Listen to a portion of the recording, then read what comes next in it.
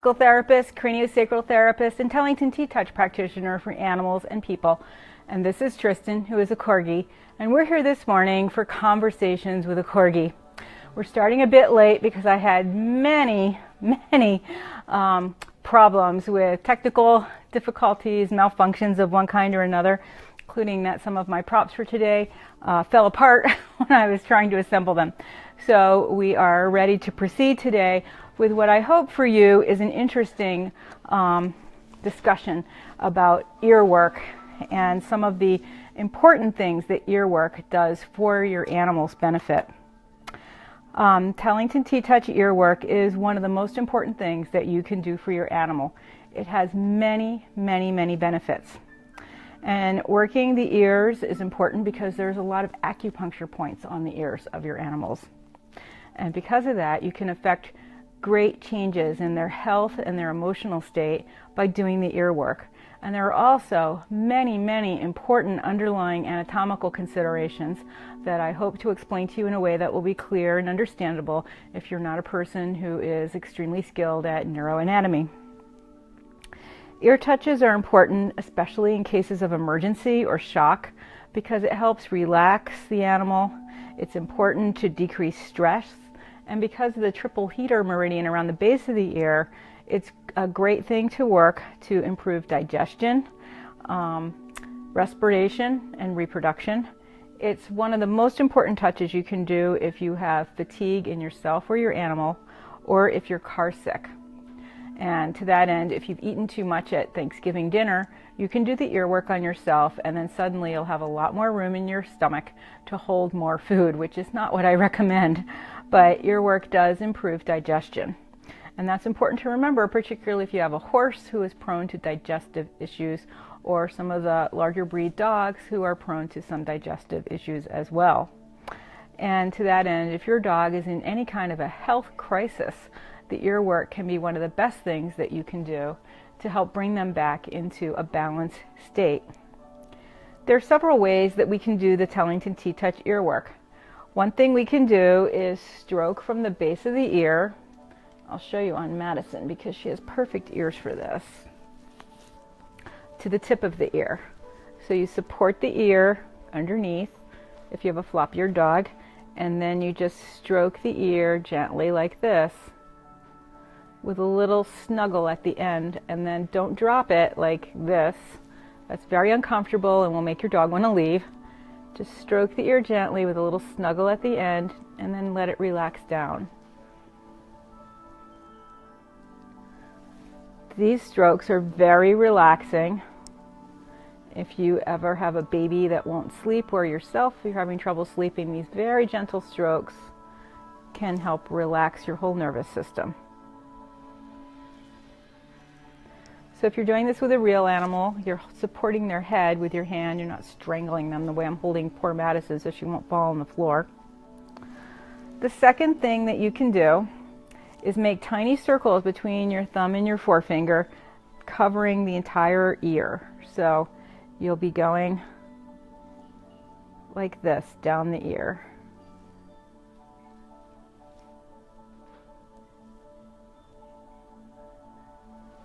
And you can do long lines down the ear, supporting the ear with your thumb. I'm supporting the ear with my other hand just so Madison won't fall down. But these would be generally your clouded leopards. Unless you have a very tiny ear, then maybe you'd be doing raccoon touches up like this. And then lastly, you can use the tips of your fingers to make circles around the base of the ear here where it joins the head. And that influences the acupuncture points known as the triple heater meridian, which do improve respiration, digestion, and reproduction. So for that, you would just be doing these little circles around the base of her ear. Now in this case, I would encourage you to go clockwise generally. If you've got a dog with explosive diarrhea, you might want to go counterclockwise just because that tends to quiet the system. And so that's how you would work around the base of the ear. Now, if you have a dog like this guy with ears that stick up, you're going to do the same kinds of things. You're going to support his head with your hand, and you're just going to put your fingers on one side and your thumb on the other and just do long strokes on the ear to the end.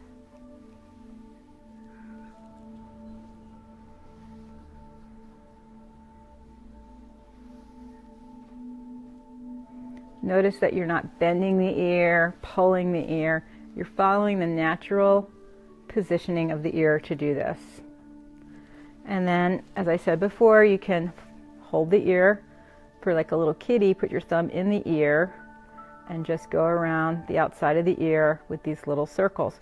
Now, if an animal really doesn't like having his ears touched, you can fold the ear, particularly we do this with cats, and just make circles on the outside of the ear here, or you can use the flap to make circles on the animal's ear. Now, be careful with an animal that has ear mites and ear infection, because their ear is going to be very sensitive. But doing ear work prior to having a problem like that is a great way to prepare your dog in the event that they ever need ear drops. And then with this dog, I'll position him this way so you can see, you can make those circles around the base of the ear on the triple heater meridian from acupuncture, which again is for respiration, digestion, and reproduction. If you are a breeder, this is a really important thing to do with your dogs to keep them in top function for breeding.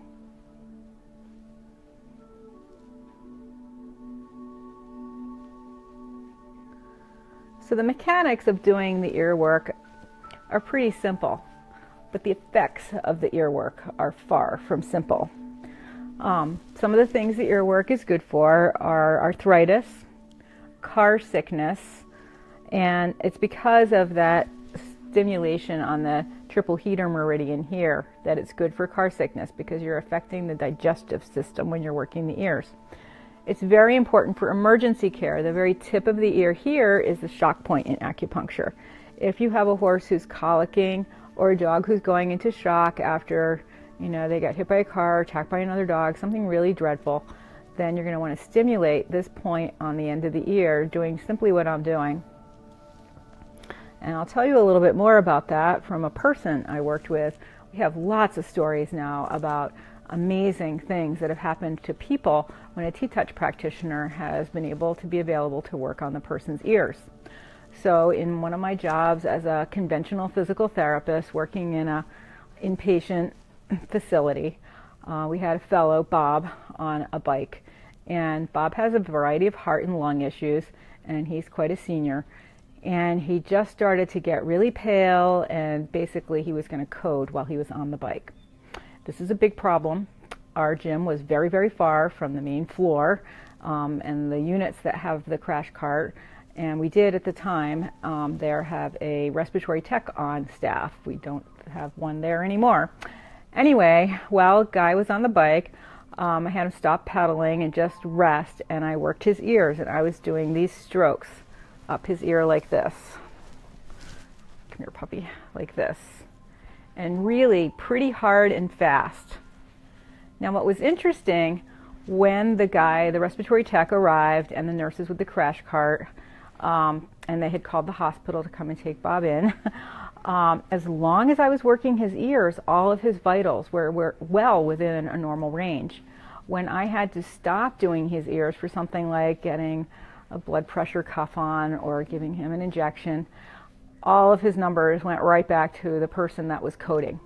So it's really important to remember in your own life, if you see someone who is really in great respiratory or other distress, to work the ear just like this, just sliding your hand up, as I am now, pretty firmly with a little squeeze at the end on that shock point. So Bob, of course, did not have a heart attack. He was able to go to the hospital and be released a few hours later and return back to his home where I was working at the time. There are other stories of people reducing blood pressure by working the ears. That's part of your circulatory system, and that is also have acupuncture points all over the ear for circulation.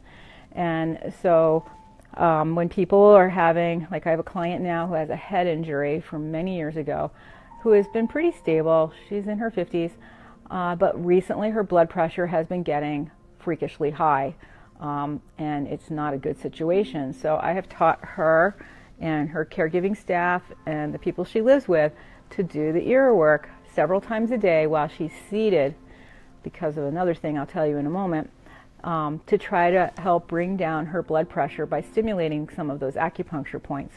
Now, the reason I want her seated while we're doing this is because if you are doing the ear work on a person or even an animal, you can drop the blood pressure really a lot by doing it very slowly. So if someone's having a high blood pressure situation, doing this work slowly can really bring down the blood pressure, but sometimes it happens quite fast. So you want the person sitting or laying down so that they don't pass out. So don't do the ear work too slowly unless you're trying to reduce blood pressure. So that's some of the stories I have for you about the ear work. And there are many, many, many, many, many times when I have been with a horse who is colicking, and doing the ear work has kept the horse calm and quiet and kept their vitals normal, so that when the vet arrived, we didn't have a horse in a grave situation. And there are stories and stories in my book of ear work I have done with animals, including a horse my sister had, and she and her husband were married at the time and had, both were vets, and they had a pony who seemed to be colicking, and over a 24-hour period, they even had another vet come in, seemed to be colicking. We were doing the ear work, but he was in a lot of pain, and really we had people doing shifts all night long working his ears. And eventually in the morning we had to drag him on a blanket into a trailer and take him to UPenn, which thankfully was a very short drive. But it turned out the poor fellow had botulism poisoning and he died. And thank God for the ear work, because as much as we were doing the work, we were able to keep him comfortable and in a minimum amount of pain. And when we stopped doing the ear work, just as with my client Bob, all havoc broke loose in this horse's body. So ear work is really one of the most important things you can do for your pet. So let's talk more about what the ear work can do. It can improve circulation. It's great in old age. Any kind of reproductive distress, if you have a dog who is trying to deliver or a cat having kittens, doing these strokes on the ears can really help. And for shock, again, you've got that point at the end of the ear. And it's a really important thing to do for an animal who is stressed, any kind of stress. If you're traveling cross country or on a long car drive with a dog who's not used to being in the car, first of all, the ear work helps reduce nausea, and it also reduces stress. So one of the first things you're going to want to do if you're taking your dog into a stressful situation is to do the ear work. So I'll show you on Tristan again how to do this before we talk about some of the other important ramifications of the ear work. You can just put your fingers inside the ear and do these strokes, trying not to let the ear snap at the end. And his ear is a little bit cold at the tip, which is actually a good way to tell if your animal is hot or cold. With horses, tips of their ears being cold means that the whole horse is a little cold. And you can actually heat up the body by doing these strokes on the ears.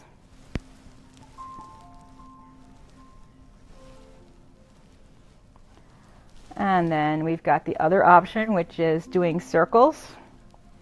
I don't know if I can do circles. I can circle with my thumb, holding him this way. Come here, honey.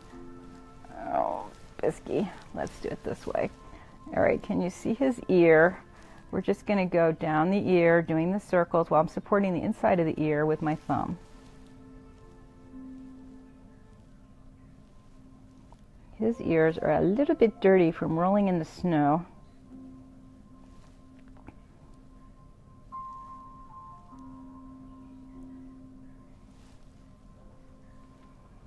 And I don't know if you can see how his eyes are getting really sleepy. This is very relaxing work. And then you can make the circles around the base of the ear. And he's had breakfast recently, so this will help him digest his breakfast. Remember, these are a circle and a quarter, starting at the 6, going around the clock back to the 9. And you can make a little slide to connect those circles.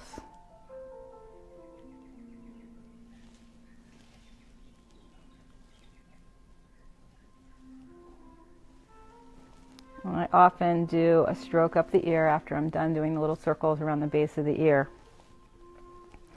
So one of the things we have noticed is the absolute importance for the ear work and the mouth work with dogs who are reactive and for dogs who are stressed.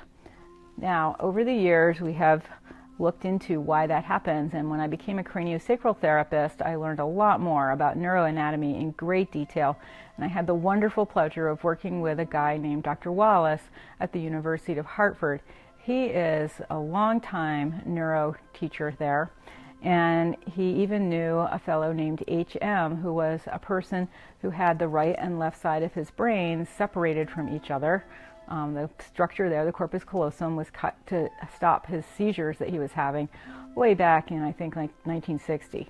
And then he was unable to remember things after that, so they kept him at the University of Hartford for a number of years. He passed away recently, like in the last 5 years, and his daughter has published a lot of information about him. But Dr. Wallace was able to work with him, and he was just a brilliant influence on my life. He was also an animal lover, and because of my relationship with Dr. Wallace, when Winston was asked not to come to PT school and have to do everything on an independent study, Dr. Wallace kept him in his office, and Winston began an in-depth look at neuroanatomy in the confines of Dr. Wallace's office, and I'm so grateful to him for helping me. And he also had numerous models and examples for me to look at as I was just studying craniosacral therapy and really interested in developing the work for animals. And it is thanks to Dr. Wallace that I was able to learn as much as I did about animal neuroanatomy. He is just such an influence on my life. I'm sure he's retired now. So one of the things that's interesting to look at here, this is my skull of a human. And right here, this little hole is the ear.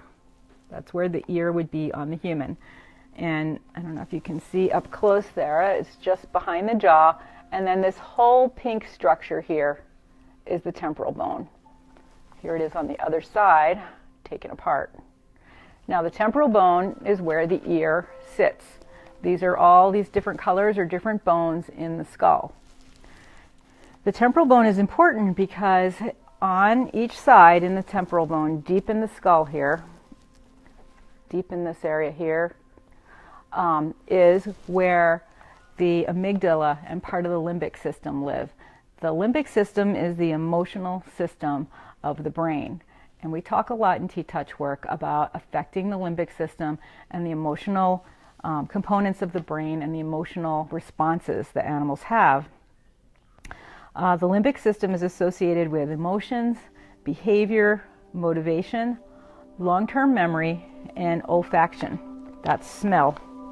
Taking the head off of the front here so that you can see this white structure right here. See, we had our chompers and our nose bones here, and I took that off. And what we have here is this white structure up close. That is the vomer. No, it's not. It's the ethmoid bone. What am I talking about? The vomer is coming off. That's the ethmoid bone. It looks like a peach pit, and in fact, on one of my skull models, it actually does look like a peach pit because it's even the same color. So this is the ethmoid bone. That is a structure that is really involved in the sense of smell. So you can see underneath that ethmoid bone attaches here to the yellow one, which is the sphenoid, and on either side of that, here and here, are those pink temporal bones where the ears are. So you can see that if you were breathing in, and the air that you breathe in does come across the ethmoid sinuses here, and then there's fibers that run from that ethmoid into the brain, back here, sitting above where the yellow structure is here, the sphenoid bone, and it ties in, and then these little fibers go off to the two temporal bones, which are part of the limbic system. Now, in the middle of the brain is, as I said about HM, is the corpus callosum, and that's what connects the right and left sides of the brain. In humans, this is highly developed. There's a lot of fibers. In animals, thanks to Dr. Wallace, I know that it's a little less well developed than it is in humans. And animals, for instance, if you're training a horse to canter on one lead in one direction of the ring, and then you try to go the other way and he doesn't seem to be understanding it, it's because they aren't as good as we are at translating information from one side of the brain to the other. And so really, when you're working with an animal, you need to start over as if he doesn't know anything when you start to do something on the other side. This has been a great boon to people like me who do TTouch, because we often lead horses on the offside. We put our dogs on both sides of our body. So if you have a dog that's been strictly trained to heel on one side, we work with them on both sides. And this actually is one thing that I think helps them develop intelligence in a way that they don't if you're not doing TTouch. And also, it allows us to work with them in a way that is not charged. For instance, if a horse has been led roughly on his left side, our right usually, and they have been shanked and pushed around with someone's elbow, and we go to lead them on the other side, it truly is a whole new experience for them. And we have the opportunity then to show them that they can be led in a way that is kind and respectful. And the same goes with dogs. If you've got a dog pulling, and he's always on the same side, and you go to walk him on the other side, hopefully with some better equipment, and you have the opportunity then to show him that there's a way to walk without pulling. So it's really important to recognize the corpus callosum. And so below the corpus callosum, in the middle of the brain, is where the limbic system is located. And it is a bunch of structures, really a lot of detailed, tiny structures. But the olfactory system, the smell system, which we'll talk more about tomorrow when we do the mouth work and review some of this, includes the nostrils, which we have here on Tristan, the nostrils, and the ethmoid bone, which is located right in here in this dog, and then the nasal cavity, which runs further back, and all the way into the middle of the head, like behind here in your cheeks. And in dogs, there's a lot of this, to the olfactory epithelium. Those are skin, like with the mucous membranes inside your nose. And then it goes into your brain, into the olfactory glands, the neurons, and the nerve fibers that work their way into your emotional system. That's one reason why when you smell apple pie, you think of being a child at grandma's house and getting that delicious apple pie that you love. And that's why smells can trigger a lot of emotion in people. And, you know, we generally think now of smells being a pleasant thing, but for instance, if you had a bad experience at the dentist office, my mother is an example of this at some point in her life, the smell of some of the things in the dentist office really frightened her because she had a very poor dentist for some period of time early in her life. And now that she's older, she is able to get over that, but that smell still triggers that emotional response. And part of why that happens is because of the amygdala. The amygdala is part of the limbic system, and it lives, it's little branches. It has two little almonds that come out in the brain and sit right close to the surface of these temporal bones on the inside of the brain.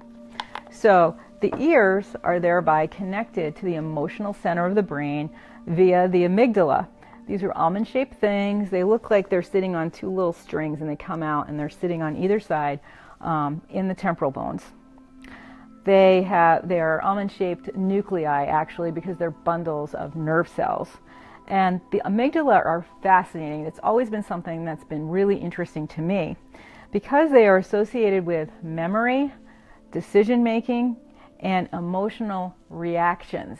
So if you have a reactive dog, therefore, the amygdala are out of balance, and doing this ear work, these gentle strokes in particular, are going to really influence their reactivity because you're accessing emotional memory by stroking the ear and going right through where that ear attaches to the temporal bone with all kinds of skin and fascia, right towards the amygdala. Now I have some other models here just to show you. If you're a person with a kitty, this is a kitty skull. Kitty ear is right here, right behind the jaw. I can't really get close enough. The ear hole is going to be right about here.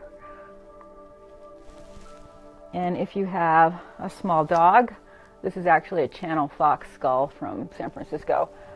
This little area here is where the ear is. See how close it is to the jaw? And this big piece that comes up here is actually part of the temporal bone. And then the temporal bone itself is this little area. And then I have a coyote skull here, which is the size of a lot of dogs. And you can see the ear hole is right here. The wing of the temporal bone comes up here. And then this little bit right in this area is the temporal bone. Right under that is where the amygdala live. And here's the back view of the skull and the bottom view. So you can see on this one, the ethmoid is going to be up under here. The vomer is really part of the roof of your mouth, and that's coming down this way. But you can see why you taste and smell similarly, because when this dog or this coyote breathes in through his mouth, that structure, the vomer, goes right back into the ethmoid and then into the brain to the emotional center, saying, oh, that rabbit smells good, I might want to have him for dinner. So let's look more closely at the amygdala. Something that they've been researching a lot recently is the difference between the right and left sides of the amygdala. The left side on your dog's ears, has to do with the reward system. And therefore, if your dog is super stressed in that sympathetic nervous system response of fight-flight, a good idea is to work the left ear in particular, because that is going to help calm him down, because the reward system includes things like food rewards. And giving your dog something to eat while you're working the left ear is going to be very powerful in helping him relax and get out of that stressed response. Now, the right side of the amygdala is fascinating as well. That seems to be more associated with negative emotions. And the left side can be positive or negative emotions, but the right side seems to be mostly associated with negative emotions, especially fear and sadness. Now, fear and sadness can be on the left side as well, but fear is a really important thing when you're working with animals, or children for that matter. And so it's really important to remember that the right side of the ear, or the right ear, is a good thing to work with if you've got maybe a shelter dog who is afraid and who is also maybe sad because they've lost their home, or they've lost their friends, or they've been abused. So the right side is a really important one to remember, particularly for a dog with fear. The right side of the amygdala, which is under the ear, so we're doing this ear work with TTouch, is also associated with the expression of fear. And it's important to process fear stimuli. So again, if you have a dog that is really upset, working the right side of his ear particularly is going to help him process that fear stimuli and reduce his reaction. The right side seems to also be associated with what they call declarative memory. Declarative memory is when you need to consciously recall events. Like somebody says, what were you doing in 1979 in the summer? And you're like, where was I living then? That's declarative memory. The other side, the left side of the amygdala, is associated with autobiographical memory, which is the emotional and sensory aspects of an event. So somebody says, what was I doing in 1979? I just graduated from high school. I was in college. It was a good time, right? I was having a good time. I was working. I don't know. So that's the emotional part of an event, which is the left side. And the left side of the amygdala also seems to be related to stressful stimuli and events, even though the right side is affiliated with stressful events and fear and sadness more than the left. So the amygdala, which are these almond things, again, in the brain, right by the temporal lobes, the temporal lobe of the brain and the temporal bone, which is the pink thing here and on the other side, is also associated with input from all the sensory systems, especially including smell, and especially pheromones in smell. So animals and people emit pheromones all the time. They can be used to attract another member of your species, or they can also be used to associate with fear or not fear. So if I'm happy and relaxed, I'm going to emit a different pheromone than if I'm stressed. And you'll notice sometimes if you are ever watching someone like a speaker or somebody who is really nervous, like when I was a teacher, the poor students who were terrified to do public speaking, they'd be shuffling and sweating and looking down, and the whole room would be like holding their breath, praying this kid could get through doing his report. The part of what we're feeling then are pheromones. We're smelling, we're picking up on the smell coming from this kid who's stressed trying to do a report. The same is true for dogs. If you have one dog in the room who's really stressed, be careful, because all the other dogs are going to pick up on that smell and be a little bit anxious, like, what's going on? Do I need to worry about something? Even though a dog like Tristan is clearly relaxed most of the time, if he is near a stressed dog, I have seen him get very stressed and rigid quickly. So the amygdala also has a very strong connection with emotional learning. Both sides of the amygdala are involved with appetite for positive conditioning, which is good to know if you're working with a dog, because if you are giving them treats that they can eat and giving them a good experience, like working in the labyrinth and they're calm and they're relaxed and you're doing the ear work, and then you give them some treats, they're going to have that positive emotional memory of being in the labyrinth, which is a great thing when you have a stressful situation. For instance, we used to leave a labyrinth set up in the riding ring at the farm where I kept my horse for a number of years. And when the winter came and snow would slide off the roof all at once, it was really, really terrifying. And if we knew that might happen, like it was becoming a sunny day, and as the sun was getting warmer and warmer and the snow was melting on the bottom, we knew that it might fall. We especially would keep our horses near the labyrinth, because all of them had the experience of being calm and having treats when they were in the labyrinth. And if we had a horse in the labyrinth, when the snow fell off the roof, he might jump a little, but he would not tear around the ring and lose his rider like so many times happened. So it's really important to give your animals treats, not just because they did a job well done. I mean, we use treats in TTouch for many more things than a reward, quote unquote.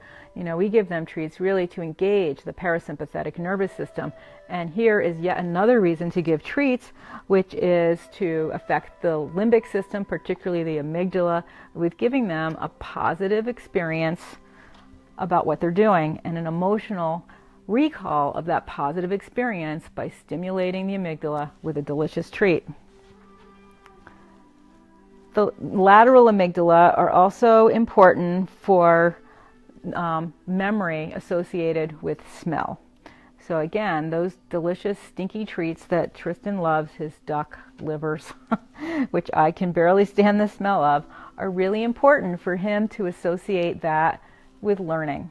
And so when Tristan does his dog dancing routines, or when I've been working with him to teach him new tricks, I've been using really stinky treats just because I think that he likes them more and he's more motivated. But part of why that's happening is because the stinky treats are stimulating his amygdala and really associating with his smell system to really make this a reward that goes more than just in what tastes good into his brain, to help him remember that what he's doing, what are you trying to do? Are you getting that squeaky down there?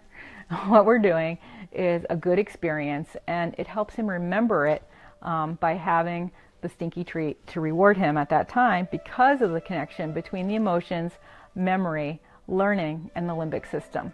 And this has worked so well with him that recently a friend of mine was playing with Tristan, and he held his hand like this, like he had a treat, and he was getting Tristan to follow it around him and under his legs and over his lap and stuff. And he had no food at all. His hands did not smell even a little bit like food. And yet Tristan has learned that following a hand with a treat, I know you want that squeaker, hon. Following a hand with a treat is a good experience for him. And it had carried over so well that just looking at that hand, imagining the treat, was helping Tristan do everything that he does for me with a stranger with no treat. So these are some of the important things about the ear work. And we will talk more about this tomorrow when we're talking about the mouth work, because a lot of the same structures are involved in the reasons why we do mouth work. And mouth work is a very important part of TTouch work, as is the ear work. But just remember from today, if you remember very little else, that the ear work is good for the acupuncture points, and particularly the right ear, because of the structures underneath in the limbic system, is a perfect place to start to work with a dog who's under stress. Right, Tristan? He says, I'm not stressed, I just want my squeaky. So remember, the ear work is good for arthritis, car sickness, digestive problems, emergency care, fatigue, the reproductive system, respiratory problems, shock, and stress. And the pressure that we use for the ear work is a gentle but a firm stroke from the base up to the tip. So you want it to be firm enough that you're supporting the ear. Now, when we talk more about craniosacral therapy, we do work on the ears where we actually do a little bit of a pull or a suspension of the ears. And we talk then about the angle that we are doing that being really important.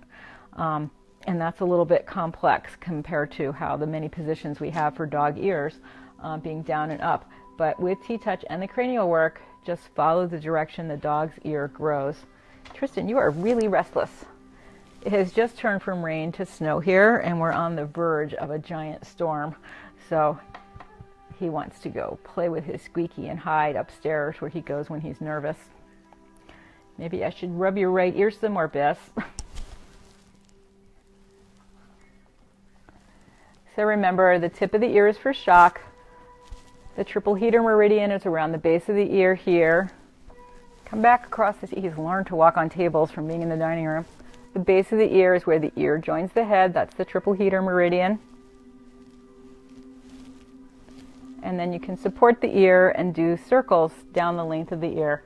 I'll just show you one more time on Madison because she's so easy to see. So the base of the ear here, you're doing your circles around the triple heater meridian. You're stroking the ear this way, shock point on the end.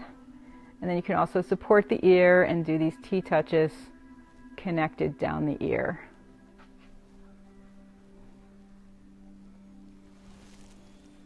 And remember, the ear has a connection to the limbic system, which is the emotional center of the brain, through the nerve and the sensory system for smell. So it's really important to remember this when you're working with the ears. You can affect huge changes in your animal's health and in their behavior by remembering the Tellington TTouch ear work.